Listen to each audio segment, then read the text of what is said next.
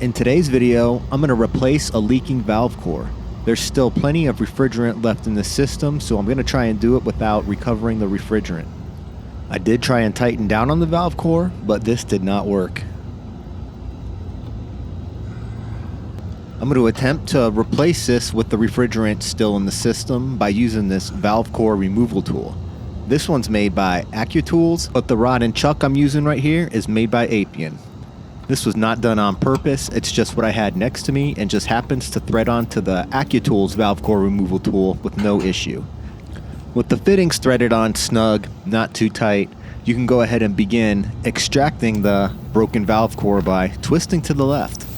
Sometimes they come out easy, sometimes they don't, especially when they are broken.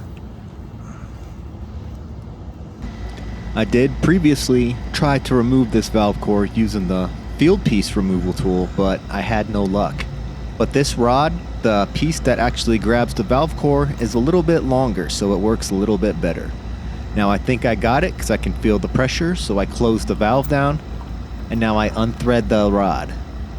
And as we can see here, we have retrieved the broken valve core. No refrigerant lost.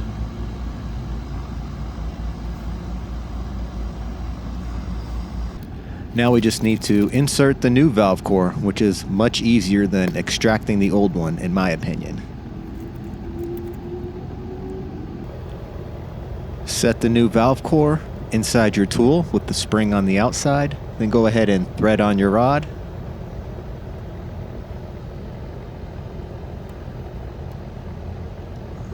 Open up the valve to let the refrigerant out.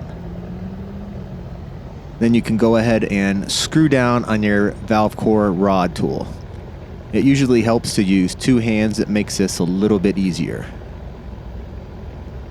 Once you feel the valve core stop threading, you are pretty sure you got it in there, but I like to close the valve just to be safe and unthread the rod and check to make sure that it did seat. We don't want a bunch of refrigerant leaking out.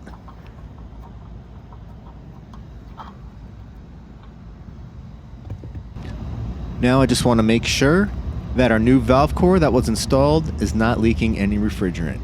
I'm going to give it the soap bubble test. It passed that with flying colors, and I'm also going to run my infrared leak detector around the Schrader valve itself to make sure that there's no more leaks. Thank you all so much for watching. Let me know what your favorite valve core removal tool is in the comments below.